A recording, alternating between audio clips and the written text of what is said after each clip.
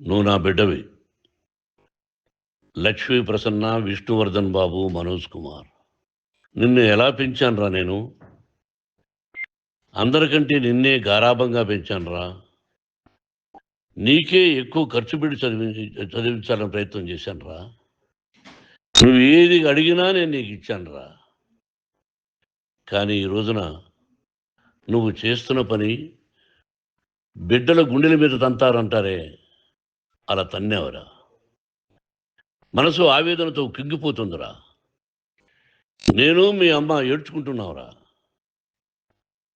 Journalism ఉన్నది లేనిది, లేనిది ఉన్నట్టు రాస్తున్నారా. నువ్వు నన్ను కొట్టడం ఏంట్రా? నా బిడ్డ నన్ను తాకలా.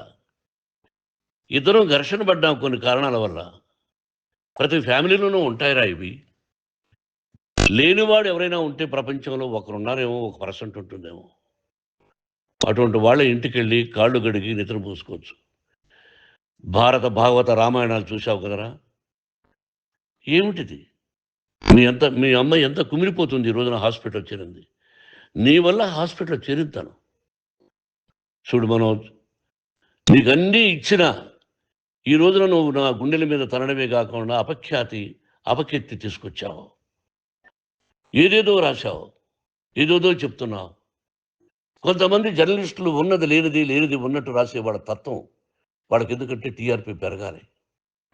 ఇది వాళ్ళ నైజం. మనం మార్చలేము. వాళ్ళందరి మీద మన కోర్టుకు వెళ్ళలేము. వాక్ స్వాతంత్రం అంటారు, ప్రజాస్వామ్యం అంటారు. ప్రజాస్వామ్యంలో కూడా కొన్ని హద్దులు ఉన్నాయి. ఇది నీకు తెలుసు అనుకున్నా. ఎంత మంచి నటుడివి నువ్వు.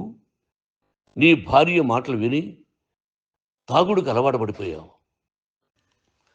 వింటున్నావా మనోజ్? ఎవరిని నమ్మాలో ఎవరిని నమ్మకూడదో పరిస్థితి తీసుకొచ్చావు. విద్యాలయాలు ఎంత గొప్పవిరా. మనం 25% కులమతాలకు అతీతంగా ఫ్రీ ఎడ్యుకేషన్ ఇస్తున్నాంరా.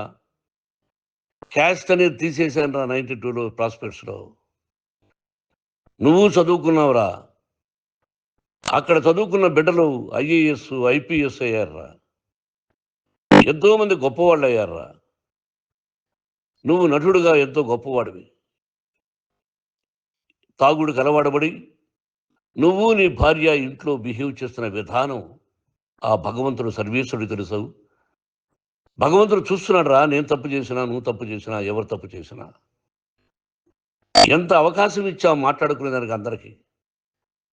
ఇన్ని సంవత్సరాల్లో మన విద్యాలయాల్లో ఒక్క తల్లి కానీ ఒక తండ్రి కానీ ఏమైనా చెప్పారా? ఆ బిడ్డలు మన బిడ్డలు రా. మీరెంతో నాకు అక్కడ ఉన్నవాడు కూడా నా కూతుర్లు, నా కుమారులు. ఎంతమందికి ఫ్రీ ఎడ్యుకేషన్ ఇస్తున్నావు. వాడి దగ్గర ఏది ఆశించరా. నువ్వు ఎందుకు ఇలా తయారైపోయావు? ఎందుకు ఇంట్లో ఉండే పనివాళ్ళు అందరినీ కొడుతున్నావు? పనివాడు వాడు పని చేసుకోవడానికి మన ఇంటికి వచ్చాడు రా. ఆ పనివాడిని కొట్టడం చాలా మహాపాపంరా. నేను వేరురా. నేను దండించడం వేరురా. నేను ఎవరిని ఆ చిన్న వాళ్ళని కొట్టి ఇచ్చేసి చేయలేదురా.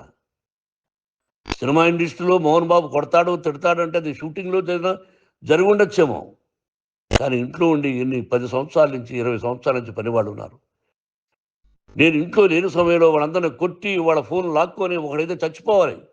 వాడు పోలీస్ కంప్లైంట్ ఇచ్చి ఉండొచ్చు. నేను వద్దు అని వాడిని బతిమాలాడు పోలీస్ కంప్లైంట్ కూడా ఇవ్వలా. ఇంకైనా నువ్వు నీ భార్య మారి బయట ఉండండి రా అన్నాను నేను.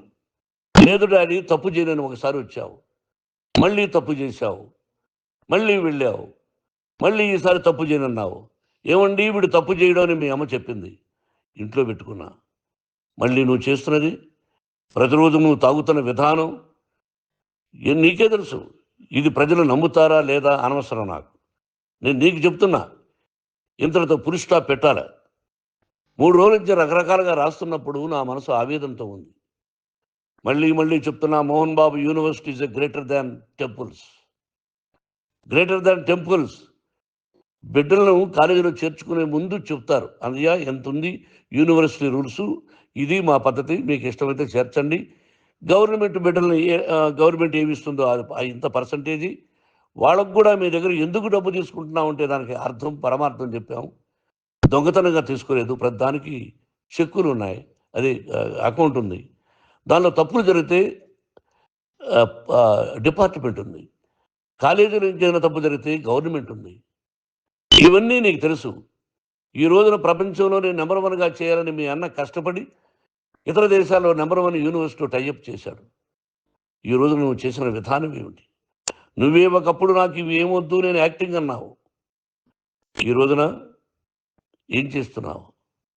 విద్యాలయాల మీద పడ్డావు. తల్లిదండ్రులు చాలా గొప్పవాళ్ళరా. కొంతమందికి డబ్బు కట్టలేకపోవచ్చు, కట్టని వాళ్ళకు కొంత సహాయం చేసాం. అంతా సహాయం చేయలేము. బ్యాంకుల్లో డబ్బు కట్టాలి, లెక్చరర్స్కి డబ్బులు ఇవ్వాలి, యూనివర్సిటీ బ్రహ్మాండంగా నడపాలంటే మంచి లెక్చరర్స్ కావాలి. ఇవన్నీ తెలిసి చేస్తున్నావురా 32, 33 సంవత్సరాల నుంచి. అది పక్కన పెడితే అందరినీ కొట్టడానికి వస్తావు. మీ అన్నం తిడతావు. ఒక వ్యక్తి వినయ్ గారనే ఆయన వ్యక్తి హెల్ప్ చేయడానికి వస్తే ఆ వినయ్ ఎవరు లజ్జాగుడికి చంపేస్తాను వాడు అన్నావు. ఇవన్నీ ఎంత తప్పురా? అంటే మీ నాన్నగారికి ఎవరు సహాయం చేయడానికి వస్తే వాళ్ళందరినీ లజ్జాగుడుకులు అంటావు, చంపేస్తానంటావు. మీ అన్నను చంపేస్తానన్నావు. చంపరా చూద్దాం మీ అన్న. నేనే అన్నా. తాకరా నీ ధైర్యం ఉంటే అన్నా. ఎంతమందిని చంపాలనుకుంటున్నావు? ఎంతమందిని చేయాలనుకుంటున్నావు? నువ్వు ఏం సాధించాలనుకుంటున్నావు? ఆలోచించుకో. ఈ ఇంట్లోకి అడుగు పెట్టడానికి నీకు అధికారం లేదు. ఇది నా కష్టార్జితం. మా నాన్నగారు 10 రూపాయలు 10 పైసలు కూడా ఇవ్వలేదురా. మంచి జన్మనిచ్చాడు మా నాన్నగారు. మద్రాసుకు వెళ్ళి వీధుల్లో అడుగు తిన్నాను రా. ఒక పూట కూడా భోజనం లేకుండా అడుగు తిన్నాను రా. న్యాయంగా మోహన్ బాబు తిడతాడు కొడతాడంటారు కానీ మోసగడం అనలేదురా. నీట్ పార్లమెంటేరియన్గా బయట వచ్చాను రా. నువ్వు నా పరువు ప్రఖ్యాతులు మంట కలిపావు. ఏమిటి నేను చేసిన అన్యాయం? నీకు జన్మనిచ్చాను, అదా నేను చేసిన పాపం. అందుకే ఇది నా ఇల్లు అన్నావు. నువ్వు నీ ఇల్లు కాదు. నీ కష్టార్జితంతో నువ్వు సంపాదించుకున్న ఇల్లు నీది. ఇది నా డబ్బు, నా కష్టార్జితం. నా కష్టార్జితంలో నేను పిలిస్తేనే మీరు ఇంట్లోకి రావాలి. అటువంటిది పోగొట్టుకున్నావు నువ్వు.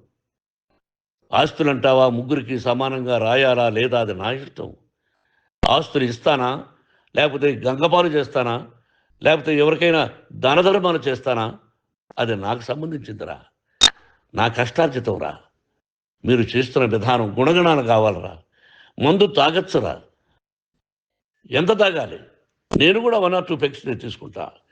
ఇది తప్పు కాదు, జనానికి తెలియాలి. నా డబ్బు ఇది. తాగి ఎవరిని కొట్లా, తాగి నేను తింటున్నా.